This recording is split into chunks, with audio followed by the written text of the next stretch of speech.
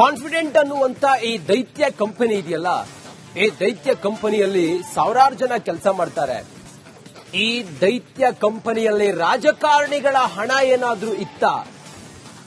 ದಕ್ಷಿಣ ಭಾರತದಲ್ಲಿಯೇ ಅತಿ ದೊಡ್ಡ ರಿಯಲ್ ಎಸ್ಟೇಟ್ ಕಂಪನಿ ಇದು.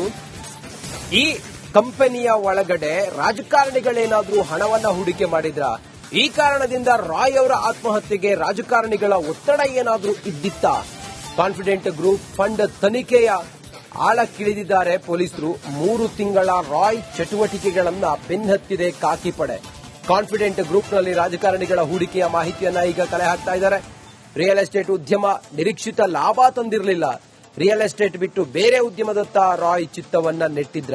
ಇದೇ ವೇಳೆ ರಾಜಕಾರಣಿ ಒತ್ತಡದ ಬಗ್ಗೆಯೂ ಕೂಡ ಅನುಮಾನವನ್ನ ಹೊರಹಾಕಿದ್ದಾರೆ.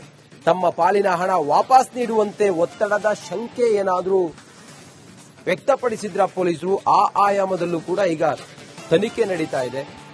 ತನಿಖೆಯ ನಂತರವೇ ರಾಯ್ ಅವರ ನಿಧನಕ್ಕೆ ಏನ್ ಕಾರಣ ಅನ್ನೋದು ತಿಳಿದು ಬರಬೇಕಾಗಿದೆ. ರಿಯಲ್ ಎಸ್ಟೇಟ್ ದಿಗ್ಗಜ ಉದ್ಯಮಿಯ ದುರಂತ ಸಾವಿಗೆ ಕಾರಣ ಏನು ಅನ್ನೋದ್ರ ಬಗ್ಗೆ ತನಿಖೆ ನಡೀತಾ ಇದೆ.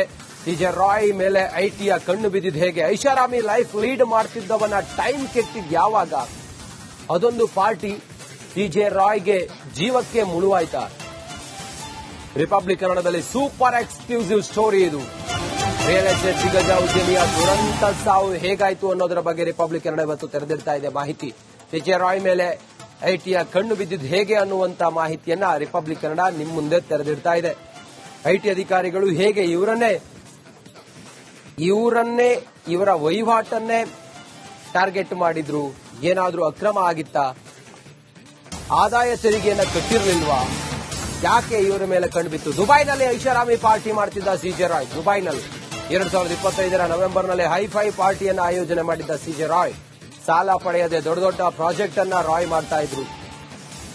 ದುಬೈನಲ್ಲಿ ಮೊದಲ ಪ್ರಾಜೆಕ್ಟ್ ಮುಗಿದ ಖುಷಿಗೆ ಪಾರ್ಟಿಯನ್ನ ಸಿಜೆ ರಾಯ್ ಮಾಡಿದ್ರು. ಸಿನಿಮಾ ತಾರೆಯರು, ಉದ್ಯಮಿಗಳು ಪಾರ್ಟಿಯಲ್ಲಿ ಭಾಗಿಯಾಗಿದ್ರು. ಈ ಪಾರ್ಟಿ ಬಳಿಕ 2025ರ ಡಿಸೆಂಬರ್ನಲ್ಲಿ ಐಟಿ ಎಂಟ್ರಿ ಆಗುತ್ತೆ. ಡಿಸೆಂಬರ್ 3ನೇ ತಾರೀಕು 2025 ರಾಯ್ ಬೆನ್ನೇರ್ತಾರೆ ಐಟಿ ಅಧಿಕಾರಿಗಳ ತಂಡ. ದುಬೈನಲ್ಲಿ ಐಷಾರಾಮಿ ಪಾರ್ಟಿಯನ್ನ ಸಿಜೆ ರಾಯ್ ಮಾಡಿದ್ರು. ಇದೆಲ್ಲವೂ ಕೂಡ ಐಟಿ ಅಧಿಕಾರಿಗಳಿಗೆ ಅನುಮಾನ ಬರೋದಕ್ಕೆ ಕಾರಣ ಆಗುತ್ತೆ. ತೆರಿಗೆ ಏನಾದರೂ ವಂಚನೆ ಮಾಡಿರಬಹುದಾ ಅಂತ ಹೇಳಿ. ಈ ಕಾರಣದಿಂದ ಇವರ ಬೆನ್ನು ಬೀಳ್ತಾರೆ. ಅದು ಡಿಸೆಂಬರ್ ತಿಂಗಳಿನಲ್ಲಿ. ಅದಾದ ನಂತರ ಇವರಿಗೆ ಒಂದೊಂದೇ ಸಂಕಷ್ಟಗಳು ಎದುರಾಗುತ್ತೆ. ಐಟಿ ಅಧಿಕಾರಿಗಳಿಗೆ ಉತ್ತರ ಕೊಡೋದೇ ಇವರಿಗೆ ಕಷ್ಟ ಆಗುತ್ತೆ. ಇದೇ 3 ದಿನದ ಹಿಂದೆ ಇವರ ಮನೆ ಮೇಲೆ ರೇಡ್ ಮಾಡಿದಾಗ ಅಥವಾ ಇವರ ವಹಿವಾಟಿನ ಮೇಲೆ ಮಾಹಿತಿಯನ್ನು ಪಡ್ಕೊಳ್ಳೋದಕ್ಕೆ, ಇವರಿಂದ ಸ್ಟೇಟ್ಮೆಂಟ್ ಅನ್ನ ಪಡ್ಕೊಳ್ಳೋದಕ್ಕೆ ಬಂದಂತ ಸಮಯದಲ್ಲಿ ಸಿಜೆ ರಾಯ್ ಅವರು ಗಲಿಬಿಲಿಯಾಗಿದ್ರು. ಅವರು ಒತ್ತಡದಲ್ಲಿದ್ರು ಅಂತ ಹೇಳಿ ಅವರ ಸಹೋದರ ಹೇಳ್ತಾನೆ. ಇದೆಲ್ಲದರ ನಡುವೆ ಈಗ ಆತ್ಮಹತ್ಯೆಗೆ ಶರಣಾಗಿರೋದು ನಾನಾ ಅನುಮಾನಗಳನ್ನ ಹುಟ್ಟು ಹಾಕುತ್ತಿದೆ.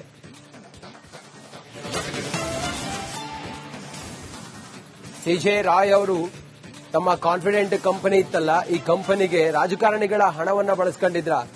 ಹಾಗಾಗಿ ಇವರು ಆತ್ಮಹತ್ಯೆ ಮಾಡ್ಕೊಳ್ಳೋದಕ್ಕೆ ರಾಜಕಾರಣಿಗಳ ಒತ್ತಡ ಏನಾದ್ರೂ ಇತ್ತ? ಇದೆಲ್ಲವೂ ಈಗ ತನಿಖೆ ಆಗಬೇಕಾದಂತ ವಿಚಾರ. ಮತ್ತೊಂದು ಕಡೆಯಲ್ಲಿ ಸಿಜೆ ರಾಯ್ ದುಬೈ ಮತ್ತೆ ಬೇರೆ ರಾಷ್ಟ್ರಗಳಲ್ಲಿ ಐಷಾರಾಮಿ ಜೀವನವನ್ನು ನಡೆಸ್ತಾ ಇದ್ರಲ್ಲ, ಯಾರಿಂದಲೂ ಸಾಲ ಮಾಡ್ತಿರ್ಲಿಲ್ಲ, ಕ್ರೆಡಿಟ್ ಇರಲಿಲ್ಲ ಇವರದ್ದು. ಹೀಗೆಲ್ಲ ಇರುವಾಗ ಸಹಜವಾಗಿ ಅವ್ರ ಮೇಲೆ ಆದಾಯ ತೆರಿಗೆ ಅಧಿಕಾರಿಗಳು ಕಣ್ಣು ಬೀಳೋದು ಸಹಜ. ಇದು ಮುಂದುವರೆದು ಹಿಂಗಾಗಿದೆ ಅನ್ನೋದು ಈಗ ಅನುಮಾನ.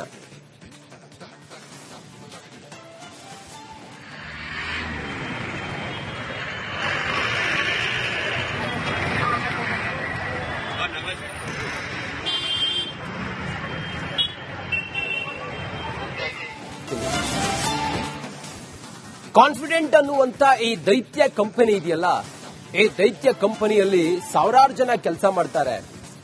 ಈ ದೈತ್ಯ ಕಂಪನಿಯಲ್ಲಿ ರಾಜಕಾರಣಿಗಳ ಹಣ ಏನಾದ್ರೂ ಇತ್ತ? ದಕ್ಷಿಣ ಭಾರತದಲ್ಲಿಯೇ ಅತಿ ದೊಡ್ಡ ರಿಯಲ್ ಎಸ್ಟೇಟ್ ಕಂಪನಿ ಇದು.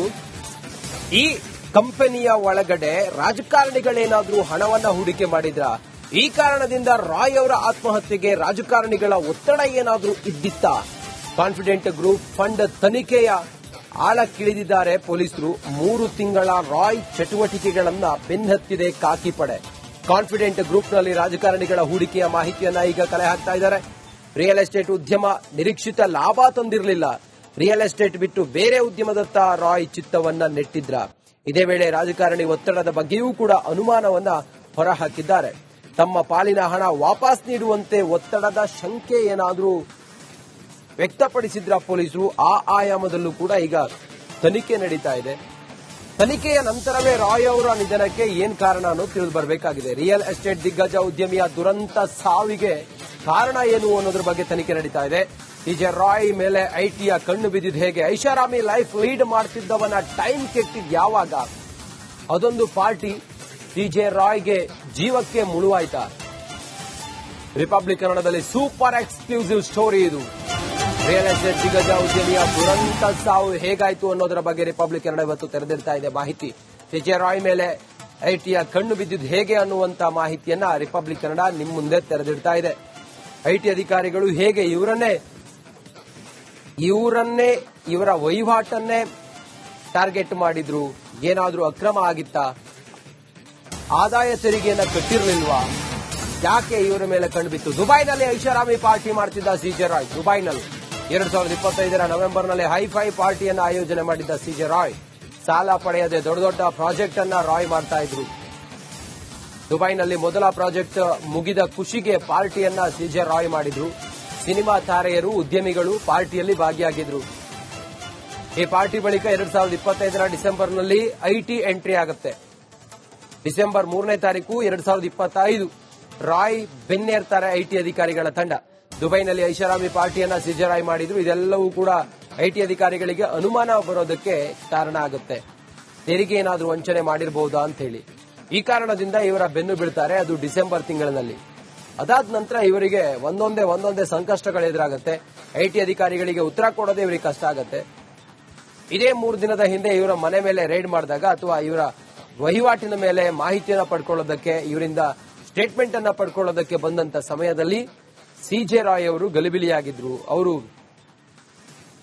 ಒತ್ತಡದಲ್ಲಿದ್ರು ಅಂತ ಹೇಳಿ ಅವರ ಸಹೋದರ ಹೇಳ್ತಾರೆ. ಇದೆಲ್ಲದರ ನಡುವೆ ಈಗ ಆತ್ಮಹತ್ಯೆಗೆ ಶರಣಾಗಿರೋದು ನಾನಾ ಅನುಮಾನಗಳನ್ನ ಹುಟ್ಟು ಹಾಕುತ್ತಿದೆ.